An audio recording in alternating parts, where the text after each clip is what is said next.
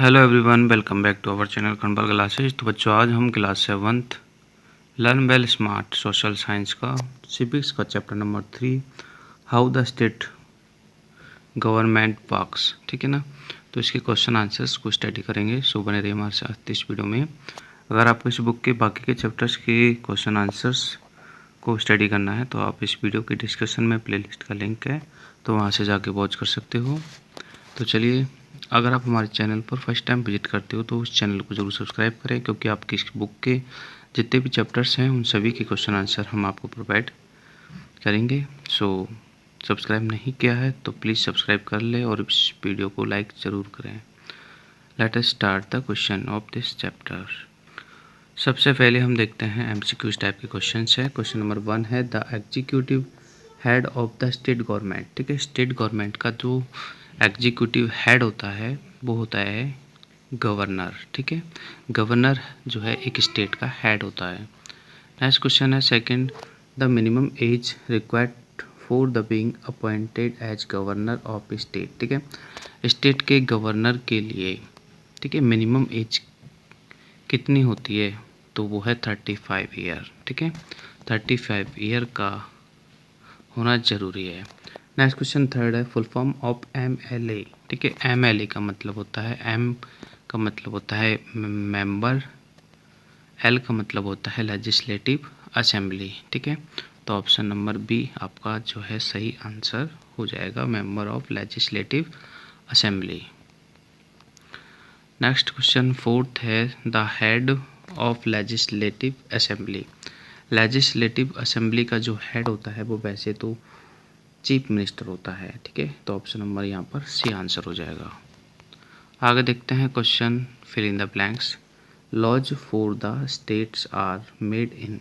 ठीक है, स्टेट के लिए जो लॉज हैं वो कौन बनाता है तो स्टेट लेजिस्लेचर। ठीक है, स्टेट के लिए लॉज स्टेट लेजिस्लेचर बनाता है।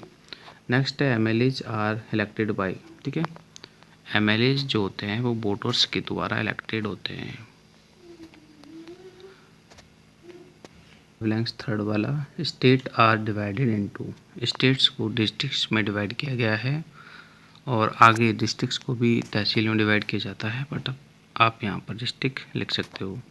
ए party in majority is called. ठीक है, जो पार्टी मेजोरिटी में होती है उसको रूलिंग पार्टी कहते हैं। आगे देखते हैं शॉर्ट टाइप के, वेरी शॉर्ट टाइप के क्वेश्चन आंसर्स, जिनमें पहला क्वेश्चन है what is the state legislature assembly. State legislature assembly क्या होती है। ठीक है, तो इसका आंसर आपके स्क्रीन पे है। It is the lower house of the state legislature in India, also known as the Vidhan Sabha. ठीक है, इसको लोअर हाउस भी कहते हैं और इसको विधानसभा भी कहते हैं। तो ये आपका फर्स्ट का आंसर है, आप यहाँ से राइट कर सकते हो। नेक्स्ट देखते हैं सेकंड क्वेश्चन।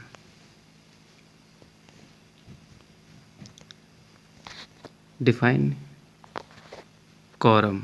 ठीक है, कॉरम को डिफाइन करना है, तो सेकंड का आंसर है आपकी स्क्रीन पे देखो। एक कॉरम, ये सेकंड का आंसर है। एक quorum is the minimum number of members required to be present before a meeting is allowed to be begin. मतलब पार्लियामेंट में जो मीटिंग होती है उसको चालू करने के लिए मिनिमम नंबर्स ऑफ मेंबर्स, मतलब मिनिमम मेंबर की रिक्वायरमेंट होती है। ठीक है, उसे हम कॉरम कहते हैं। तो ये आपका आंसर है, आप राइट कर सकते हो। नेक्स्ट देखते हैं क्वेश्चन नंबर थर्ड। ठीक है, वीडियो को पॉज करके आप आंसर को राइट कर सकते हो। क्वेश्चन थर्ड है what is the tenure of the legislative council. ठीक है, लेजिस्लेटिव जो काउंसिल है उसका टेन्यूर 6 ईयर का होता है और लेजिस्लेटिव असेंबली का जो टेन्यूर है वो 5 ईयर का होता है, तो आप यहाँ पे 6 ईयर लिख सकते हो। क्वेश्चन नंबर फोर्थ है what is the collision government. ठीक है, कोलाइजन जो गवर्नमेंट होती है वो क्या होती है। ठीक है, देखो, जब किसी एक पार्टी को पूरा बहुमत नहीं मिलता है, मतलब कि तब दो पार्टी या फिर दो से ज़्यादा पार्टी मिलकर गवर्नमेंट बनाती है उसे हम कोलिशन गवर्नमेंट कहते हैं। तो देखो ये है आपका answer, when multiple political parties join together to form a government. मतलब एक गवर्नमेंट को बनाने के लिए मल्टीपल पार्टीज आपस में ज्वाइन करती है या एक साथ मिलती है तो उसे कोलिशन गवर्नमेंट कहते हैं। हिंदी में इसको हम गठबंधन की सरकार भी कहते हैं, क्योंकि एक पार्टी का बहुमत नहीं होता है तो बहुत सारी पार्टियां मिलके गवर्नमेंट बनाती है। नेक्स्ट क्वेश्चन है 5, how many Indian state have legislative council. ठीक है, इंडियन स्टेट कितने हैं जिनमें लेजिस्लेटिव काउंसिल है। तो हमारे पास 6 जो है ऐसे स्टेट हैं इंडिया में जिनके पास लेजिस्लेटिव काउंसिल है। बाकी सभी के पास लेजिस्लेटिव क्या है, असेंबली है। ठीक है, तो वो 6 स्टेट जिनके पास लेजिस्लेटिव काउंसिल है वो हैं आपके आंध्र प्रदेश, तेलंगाना, कर्नाटक, महाराष्ट्र, बिहार और उत्तर प्रदेश। ठीक है, ये 6 ऐसे स्टेट हैं जिनके पास लेजिस्लेटिव काउंसिल है। अब आगे हम देख रहे हैं शॉर्ट टाइप के क्वेश्चन आंसर, जिनमें पहला क्वेश्चन है discuss how MLAs are elected. ठीक है, जो MLAs होते हैं यानी कि मेंबर ऑफ लेजिस्लेटिव असेंबली, तो वो कैसे इलेक्टेड होते हैं उसके बारे में हमें आंसर देना है। तो ये फर्स्ट का आंसर आपकी स्क्रीन पे, द MLAs और member of legislative assembly are elected by the people of a specific area called a constituency. Each state in India has a legislative assembly and each constituency within the state elects one MLA to represent them. मतलब कि हर जो area होता है, ठीक है, हर area को एक constituency के रूप में बनाया जाता है और उस पर्टिकुलर एरिया में जितने भी लोग रहते हैं, जितने भी पब्लिक रहती है, वो सभी मिलकर वोटिंग करती है और अपना एक MLA को चुनती है। ठीक है, तो उसे हम कॉन्स्टिट्यूंसी कहते हैं। तो कॉन्स्टिट्यूंसी का मतलब एक एरिया से होता है। नेक्स्ट क्वेश्चन आपका यही है कि what does constituency mean to you. तो एक एरिया ही होता है ये। Constituency is a geographical area where people vote to elect a representative who will represent their interest in a larger government. ठीक है, या larger governing body। यानी कि एक पर्सन होता है जो कि एक कॉन्स्टिट्यूंसी में इलेक्शन में खड़ा होता है, और भी खड़े हो सकते हैं लेकिन पब्लिक उनको वोट देती है और फाइनली एक रिप्रेजेंटेटिव हमारे लिए एक रिप्रेजेंटेटिव बनता है जो कि हमारे इंटरेस्ट को गवर्नमेंट तक पहुंचाता है, लाइक पार्लियामेंट और लेजिस्लेचर तक। ठीक है, थर्ड क्वेश्चन है एक्सप्लेन द बाइमेरियल लेजिस्लेचर। ठीक है, बाइमेरियल लेजिस्लेचर से मीन्स है जिसमें लेजिस्लेचर असेंबली हो और लेजिस्लेचर काउंसिल भी हो। ठीक है, तो उसको हम बाइमेरियल कहते हैं। थर्ड का आंसर आपका ये रहा, bicameralism is a type of the legislature that is divided into 2 separate assemblies. ठीक है, या चैम्बर्स, जिसमें 2 सेपरेट असेंबली या फिर चैम्बर्स होते हैं या फिर हाउसेज होते हैं, उसे हम बाइमेरियल लेजिस्लेचर कहते हैं। नेक्स्ट क्वेश्चन है फोर्थ आपका,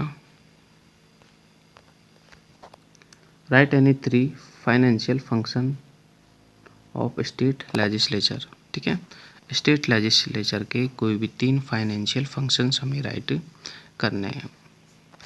तो देखो, state legislature has a several financial functions, काफ़ी सारे उनके फाइनेंशियल फंक्शंस होते हैं, तो उसमें से कोई 3 राइट करने हैं। तो it approve the state budget को अप्रूव करते हैं, डिसाइडेड ऑन द टैक्सेशन और टैक्सेशन के डिसाइड करते हैं, and allocates funds for various state activity. ठीक है, अलग अलग स्टेट एक्टिविटी के लिए फंड्स जो है वो प्रोवाइड करते हैं। नेक्स्ट क्वेश्चन है 5, what are the discretionary power of the governor. ठीक है, जो स्टेट का गवर्नर होता है उसकी कौन कौन सी डिस्क्रिशनरी पावर्स होती है। देखो, ये है आपका answer. The governor of a state has some powers that they can use on their own. मतलब कुछ ऐसी पावर्स होती है जो वो अपने विवेक के आधार पर ले सकता है without needing advice from the council. मतलब बिना काउंसिल ऑफ मिनिस्टर की एडवाइस के बिना। दीज आर, एक तो है अपॉइंटमेंट्स ऑफ चीफ मिनिस्टर। ठीक है, मान लीजिए कि चीफ मिनिस्टर का अपॉइंटमेंट नहीं हो रहा है तो वो अपने विवेक के आधार पर कोई किसी को भी चीफ मिनिस्टर बना सकता है। और सेंडिंग रिपोर्ट टू प्रेसिडेंट। ठीक है, और प्रेसिडेंट को रिपोर्ट भी सेंड कर सकता है। तो बच्चों ये आपके शॉर्ट टाइप के क्वेश्चन आंसर हो गए। अब देखते हैं नेक्स्ट लॉन्ग टाइप के क्वेश्चन आंसर्स में पहला क्वेश्चन है ये आपका, under different headings explain the power and functions of legislature.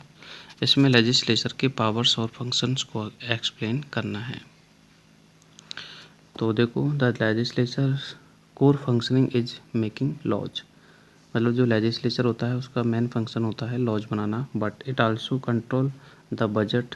लेकिन वो और भी कुछ काम करती है, जैसे बजट है, exercises oversight over the executive and can even act a judicial capacity in some cases. ठीक है, जुडिशियल तरीके से भी काम करती है, like impeachment. In addition legislature often serve as the form for public opinion and can amend the constitution. तो ये आपका फर्स्ट का आंसर आप लिख सकते हो। नेक्स्ट देखते हैं question number 2, different between the legislature assembly and legislature council. Legislature assembly और लेजिस्लेचर काउंसिल में हमें डिफरेंस बताना है। तो देखो, लेजिस्लेचर असेंबली मैंने इधर लिखा है, लेजिस्लेटिव काउंसलिंग मैंने इधर लिखा है काउंसिल। दोनों में डिफरेंस बताना है। तो पहले डिफरेंस लिखो, it is the lower house of the state legislature. मतलब स्टेट लेजिस्लेचर का लोअर हाउस है ये, जबकि ये स्टेट लेजिस्लेचर का अपर हाउस है। सेकंड डिफरेंस है, members are directly elected by the people. मतलब लेजिस्लेटिव असेंबली के जो मेंबर्स हैं पीपल के द्वारा डायरेक्टली इलेक्टेड होते हैं, जैसे एमएलएज होता है। और members elected by the state legislature assembly, इसमें जो मेंबर्स हैं वो स्टेट लेजिस्लेचर असेंबली के द्वारा इलेक्ट होते हैं। इसमें जो मेंबर्स होते हैं, थर्ड है, वो 5 ईयर्स के लिए इलेक्टेड होते हैं, जबकि इसमें जो मेंबर्स होते हैं वो 6 ईयर के लिए इलेक्टेड होते हैं। इसमें जो मिनिमम एज होती है मेंबरशिप की, यानी मेंबर्स की इलेक्शन की, वो है 25 ईयर्स, जबकि इसमें जो होती है वो 30 ईयर्स है। मैक्सिमम मेंबर्स इसमें 500 हो सकते हैं और मिनिमम इसमें 60 हो सकते हैं, जबकि इसमें जो है मिनिमम जो मेंबर्स हैं वो 40 से लेस देन नहीं हो सकते।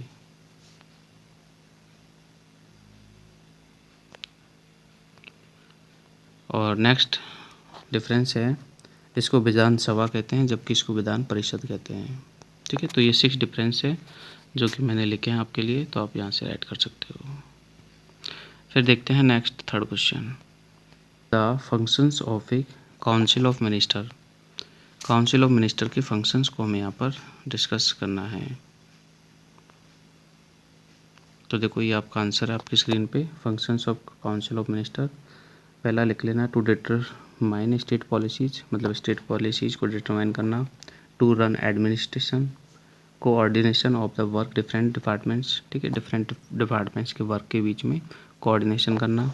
और legislative functions, financial functions, control over appointments, enforcement of the central laws and executive directions.